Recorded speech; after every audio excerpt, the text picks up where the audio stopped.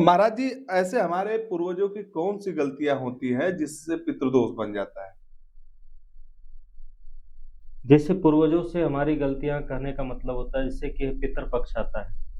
हम उसमें पूर्वजों को जल, पानी जो तर्पण किया जाता है, तर्पण नहीं करना, पिंडदान न करना और पितरों का ध्यान न देना, तो इससे पितृदोष का प्रभाव पड़ जाता तो है। क्या पिंडदान से पितृदोष खत्म हो जाता है? पिंडदान से पितृदोष शांत करने का मतलब ये होता है कि जैसे पितृ और प्रेत होता है। जैसे हमारे गुरुजी से हमने एक बार प्रश्न किया कि पितृदोष का हमने उपाय बहुत किया, फिर भी हम परेशान हैं।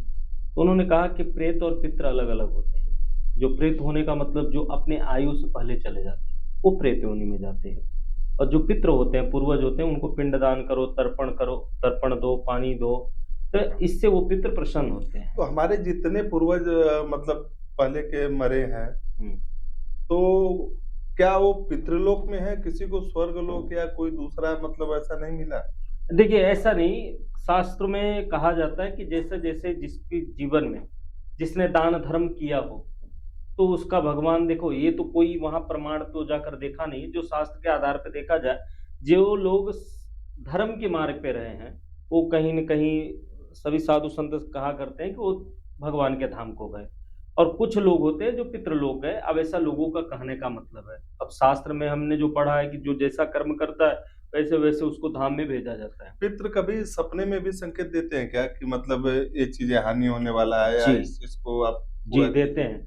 पितृ अगर प्रसन्न मुद्रा में अगर आपको स्वप्न ब्रह्म मुहूर्त में देते हैं, जैसे 4:30 से 6, साढ़े 6 बजे के बीच में, तो प्रसन्न मुद्रा में अगर वो प्रसन्न होकर ऐसे आशीर्वाद दें, तो आपको उस दिन कहीं न कहीं धन की लाभ होता है या कोई न कोई शुभ सूचना मिल जाता है। और वो रोते हुए अगर ऐसा स्वप्न देते हैं, तो कहीं न कहीं वो आपसे तकलीफ है या तो उनको भूख या प्यास से लेकर तकलीफ होता है, या तो आपको डाँट रहे हैं, फटकार रहे हैं, तो कोई न कोई आप गलत मार्ग पे हो, उसके द्वारा वो आपको सचेत करते हैं, स्वप्न के द्वारा में। अगर मान लीजिए पितृ हमारे हमसे नाराज हैं हुँ, और हम भगवान की पूजा पाठ रोज करते हैं, हुँ। तो क्या हमें भगवान के पूजा पाठ का फल मिलेगा या पितृ नाराज है तो उसका हमें अपराध लगेगा? देखिए, हरिवंश महापुराण में सीधा दर्शाया गया है कि पितरों की महानता बहुत ज़्यादा कही गई है। क्योंकि जब देवराज इंद्र सारे देवताओं को अभिमान हुआ था, उस समय ब्रह्मा जी सभी को मारने उठे थे, सबको दंड देने गए थे। तो पितरों के द्वारा देवताओं की प्राण की रक्षा हुई थी, ब्रह्मा जी से प्रार्थना करके उनको शांत किया गया था। तब उसी समय ब्रह्मा जी ने कहा देवताओं से कि आप पितरों से सीखो, कैसा रहना चाहिए, कैसा नहीं। तो उसी समय देवताओं की जब प्राणों की रक्षा पितरों ने की थी, तब उसी समय देवताओं ने कहा कि जिस घर में पितरों की पूजा नहीं होगी, उस घर में कभी भगवान पूजा स्वीकार कदापि नहीं करेंगे। अगर आप पूजा पाठ करते हैं, फिर तो पितृ उससे प्रसन्न नहीं होते और ना भगवान कोई देवी देवता उस पूजा को स्वीकार करते। अब महाराज जी इसमें क्या है कि इससे भगवान का पूजा हम हर दिन करते हैं, लेकिन पितृ का पूजा सिर्फ वो 15 दिन पितृ पक्ष में करते हैं। जी। तो क्या पितृ का भी पूजा हर दिन किया जा सकता है? देखिए, पितरों की पूजा आप 15 दिन जो करते हैं पितृपक्ष में, आप वो 15 दिन ही आप करेंगे, क्योंकि साल वो 15 दिन आप जो भोजन, तर्पण, पानी जो भी दिया करते हैं, वो साल भर के लिए पितरों को भोजन मिल जाता है। और अगर आप चाहते हैं कि रोज़ करें, तो ऐसा रोज़ कहीं नियम नहीं है। अगर हाँ, आपको करना है तो अमावस्या के दिन किसी ब्राह्मण को आप भोजन करवा दो, या कोई भूखा है तो उसको आप भोजन करा दीजिए, गौ की सेवा करिएगा, इससे पितृ प्रसन्न होते हैं। रोज़ाना प्रतिदिन करने की कोई आवश्यकता नहीं है। बहुत अच्छा। ये बताइए महाराज जी कि ऐसी कौन-सी उपाय किया जाए कि जैसे बहुत सारे होते हैं ना कि जैसे गया श्राद्ध जाते हैं, जी। ऐसा अगर कोई गया न जा पाए तो ऐसा कौन-सा उपाय करें कि जिससे पितृ शांत हो जाए? देखिए, मैं तो ये पूरी तरह से नहीं कह सकता हूँ कि पितृ प्रसन्न हो जाए। देखिए, बात कैसा है कि आपके यहाँ पे अकाल मृत्यु हुए या जो पूर्ण आयु से, जैसे पूर्ण आयु से जो व्यक्ति जाता है, तो वो पितृ बन जाते हैं और पितृ की कृपा बनती है। पितृ कुपित कब होते हैं? जब उनको 15 दिन आप भोजन पानी दे दिए ना, वो कभी क्रोधित नहीं होते, वो कहीं आपको परेशान नहीं करेंगे। जो प्रेत योनि में, जो अकाल मृत्यु हुए हैं, जो बीमार होके अपने आयु से पहले चले जाते हैं, वो प्रेत योनि में जाते हैं, वही परेशान ज़्यादा करते हैं। पहली बात तो ये ध्यान रखना। और पितृ जो होते हैं, आप पितृ को और या प्रेत को ही जो भी होते हैं, उनको अगर शांत करना हो, तो आप त्रिपिंडी श्राद्ध करें। और सबसे ज़्यादा इसका मुख्य स्थान माना जाता है बनारस में, पिशाच मोचन में। अगर आप वहाँ पे जाकर के त्रिपंडी श्राद्ध करें और करवाएं तो उससे काफ़ी आपको लाभ मिलता है, क्योंकि काफ़ी लोगों ने किया भी है, काफ़ी लोग गए थे। तो उनके साथ में एक प्रेतस्पिंडा भी आता है, उसको भी ज़रूर कराएँ, उससे काफ़ी लाभ मिलता है। 70-80% तो ये पक्का है कि 10 दिन 15 दिन में जाते-जाते उसको काफ़ी राहत मिल जाता है। फिर अगर अगर आपको पूर्णतः पूरा अगर घर में पितरों से या प्रेत जो लोग गए हैं उन्हीं से उनका उद्धार करना है, तो श्रीमद् भागवत महापुराण का पारायण करवाएँ 9 दिवस मतलब 9 दिन तक, और फिर हवन पूजा पाठ करें इत्यादि, उससे काफ़ी लोग शांत हो जाते हैं, फिर वो कृपा बरसाना चलती है।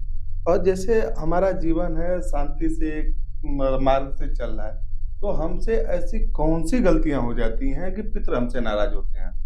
देखिए, अगर आप बड़े का जैसे माता-पिता हैं, आप उनका अनादर करिए, उनको सताएँगे तो पितृ का कुपित होना मतलब, क्योंकि उनकी वंशावली है ना वो। आप जैसे कि आपके पुत्र हैं, आप अपने पुत्र को कष्ट देंगे, तो इससे पूर्वज नाराज़ होंगे, क्योंकि वही वंश से वो धीरे-धीरे अवतरित होते हैं। तो आप माता-पिता का आदर सम्मान सत्कार करें, उनको भोजन-पानी दें। 15 दिन आता है जिस दिन बड़े नियम होते हैं उनके, लहसुन प्याज नहीं खाना, ब्रह्मचर्य का पालन करना, साबुन तेल नहीं लगा सकते हैं, फर्श पे सोना, उनको तर्पण पानी, मार्जन जो भी है सब चीज़ें उनको करना, पिंडदान देना, ये सब करोगे नियमित रूप से और गलत मार्ग पे नहीं जाओगे, क्योंकि गलत मार्ग पे गलत कार्य करने से पितृ भी नाराज़ होते हैं।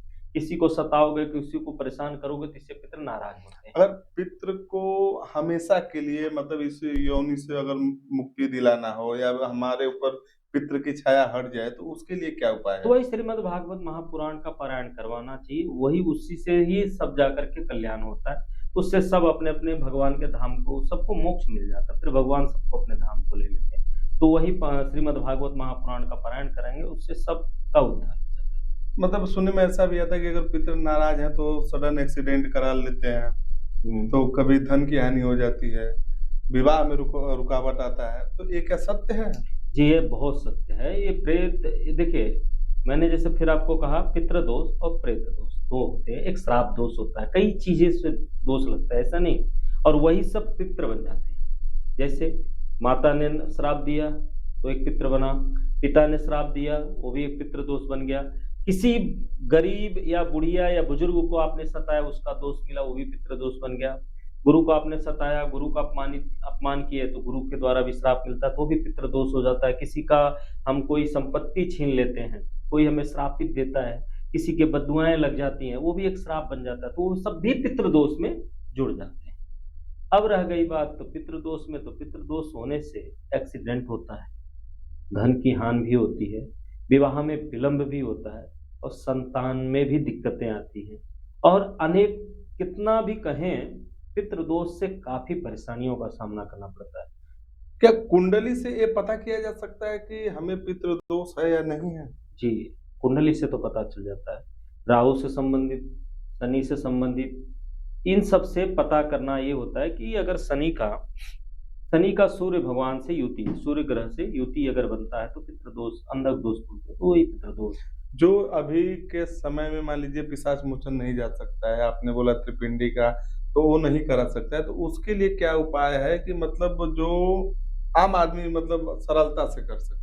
देखिए, इससे 2 कारण ये भी है, जैसे हमने महात्मा और ब्राह्मणों के द्वारा जो जाना था कि आप अमावस्या के दिन भोजन निकाल लें, फर्स्ट तो, या अन्न आप निकाल लें, थोड़े चावल दाल सब्जी जो भी है निकाल करके किसी मंदिर में ब्राह्मण को ले जा करके दान कर दिया करें हर अमावस्या के दिन, उससे काफ़ी राहत हो जाता है, पितृ उससे प्रसन्न होते हैं। दूसरा होता है, आप भोजन निकालें, एक पत्तल में निकाल करके दक्षिण दिशा में रख करके ओम सर्व पितृभ्यो नमः मंत्र का 108 बार जप करके अगर आप वो भोजन गौ माता को दूसरे दिन पवा दें या उसी कुछ समय के बाद अगर पवा देते तो उससे भी गौ मतलब पितृ प्रसन्न हो जाते हैं। ऐसे छोटे छोटे उपाय हैं जिससे करने से काफी लोगों को लाभ। और ये देखने को मिलता है महाराज जी कि श्राद्ध पक्ष में कौओं का बड़ा बल्ले बल्ले रहता है, तो पितृ क्या कौवा ही बन के आते हैं, वो कबूतर और अदर पक्षी बन के नहीं आ सकते? इसमें देखिए, मुख्यतः रामायण में एक प्रसंग आता है कि जब रावण से सब लोग भयभीत होकर देवता, कोई मगर क्या बोलते हैं गिरगिट बना था, कोई जैसे देवराज इंद्र थे वो मोर बन गए थे, तो कोई सब ने अपना अपना रूप अलग पशु पक्षियों में उन्होंने अपना धारण कर लिया था। तो यमराज जी को जब रावण ने दौड़ाया था युद्ध करने के लिए, तो यमराज जी उस समय कौवे का रूप धारण किए, तो कौवे का रूप धारण किए, तब रावण युद्ध करने आया तो नहीं मिला कोई, तो चला गया। तब उसी समय कौवे के रूप में जो यमराज जी थे, तो उन्होंने वरदान दिया कि आज से जो पूर्वज होते हैं, जो पितृ होते हैं, आपको 15 दिन तक खूब जिमाया जाएगा, मतलब भोजन कराया जाएगा, और जितना आप भोजन पाएंगे, वो जिसके घर से आप अन्न पाएंगे, उन्हीं के घर के पितरों को वो प्राप्त होगा। ऐसा मैं वरदान देता हूं। तो उसी समय से ये यमराज जी के द्वारा वरदान मिलने की वजह से कौवे जहां पर भोजन पाते हैं, वो उनके पूर्वजों को वो प्राप्त होता है, फिर वो पूर्वजों के द्वारा उनको आशीर्वाद देता है। इसलिए कौवे को भोजन कराया जाता है।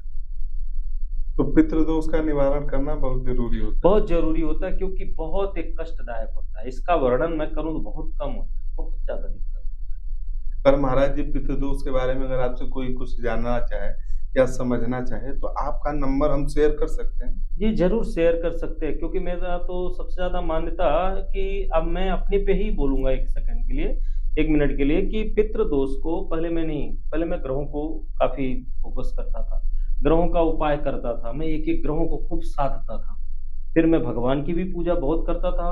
मैं काफी साधना करने के बाद फिर भी मैं परेशान। तो मैंने अपने मन में सोचने लगा भाई कि मैं इतना परेशान क्यों हूँ। तो ये 2011 की बात है। तो मैं एक दिन बैठा था, तो मैं उस समय हरिवंश महापुराण का अध्ययन कर रहा था। तो ये जब प्रसंग मुझे आया, तो पितृ की वर्णन जब आई, तो पितृ के बारे में मैं अपने गुरु जी से, जो उनके एक लड़के हैं, उनके मार्गदर्शक, उनसे लिया। तो उन्होंने बताया कि पितृदोष ही नुकसानदायक है। तो उसके बारे में विचार विमर्श करना शुरू किया, पितृ के बारे में क्या हानि होता है। रियल मेरे जीवन में सबसे ज्यादा घटनाएं जो होती हैं वो रियल जो हुआ है उसी पे मैं लोगों को उपदेश देता हूं कि भाई ये चीज होता है, इस चीज को आप जितना शांतिपूर्वक कर सकते हो तो करो। और वो पितृदोष करने में बहुत कष्ट आया, बहुत परेशानियों का सामना करना पड़ा, मतलब बहुत ज्यादा परेशानियों का सामना करना पड़ा। लेकिन जैसे पितृदोष की शांति हुई, उसके बाद से मेरी लाइफ में, मेरे जीवन में मेरे बहुत सारे परिवर्तन आए। और जितना भी कहूं उतना ही कम है, क्योंकि पितृदोष तो हर लोगों को कराने। और इसके कष्ट के बारे में अगर मैं कहूं तो विवाह में विलंब, कई वर्ष हो जाते, 40 साल 36 साल विवाह नहीं हो रहा है। संतान हो गए, विवाह करके 15 साल 25 साल विवाह, संतान नहीं हो रहा है। परिवार में अनेकों कष्ट है, लोगों का जो मनोविचार है, एक दूसरे का तालमेल नहीं हो पा रहा है। भाई दूसरा कुछ और सोच रहा है, दूसरा भाई कुछ और सोच रहा है, माता पिता कुछ और सोच रहे हैं, वो कुछ मतलब एक दोनों सबका फैमिली का सामंजस्यता जो बननी चाहिए वो नहीं बन पा रहा है। और घर में छोटी छोटी बातों पे क्लेश हो जाता है। धर्म कर्म किए कि सुख शांति के लिए लोग करवाते हैं, तो उसके सुख शांति पूजा पाठ करने के बाद दूसरे दिन क्लेश हो जाता है, घर में तांडव मचने लगता है। तो होता क्या है कि पितरों की पूजा आपने नहीं किया, और पितृ जब नाराज होते हैं तो घर में पीपल का वृक्ष आ जाना, दक्षिण दिशा में दीवार फट जाना, बीमार हो जाना, एक्सीडेंट। ये कंफर्म रहेगा कि दक्षिण दिशा में ही दीवार फटेगी, क्योंकि साउथ दिशा का पितरों का स्थान माना जाता है ना, तो इसलिए वो दिशा ही फटेगा। और ये संकेत दिया जाता है कि पितृ का, देखिए कोई भी पहले जो संत महात्मा लोग आते थे ना, मैं उनके सब सेवक में जब साथ में रहता था तो देखता था कि वो लोग क्या करने आते हैं। वो आते थे, दीवार पहले देखते थे, फिर घर में चारों तरफ घूम करके पीपल के वृक्ष को देखते थे, फिर घर की मिट्टियों को चेक करते थे, क्योंकि मिट्टियों से भी लोग पता करते थे कि पितृदोष है, क्योंकि मिट्टी वहां की काली पड़ जाए। अभी तो महाराज शहर में सब लोग फ्लैट्स वगैरह में रहते हैं, तो वहाँ तो मिट्टी का मिलना ये सब असंभव है, तो वहां कैसे पता किया जाए? जैसे शहरों में कैसा होता है कि कुंडली से पता चलता है कि कुंडली में जैसे चंद्रमा राहु के साथ में ऐसे सब बैठे, ग्रहों के साथ में बैठे, जैसे चंद्रमा राहु के साथ बैठा हो, सूर्य राहु के साथ बैठे हो, तो ऐसे जो ग्रह होते हैं ना, कुंडली के द्वारा ही पता चल जाता है कि इनके घर में पितृदोष है जी। और उस पितृदोष का निराकरण करवा लेना ही सबसे बड़ा लाभकारी है। अगर वो नहीं करते हैं तो नुकसान ही नुकसान होता है लोगों को। बहुत बहुत धन्यवाद महाराज जी। जय श्री राम।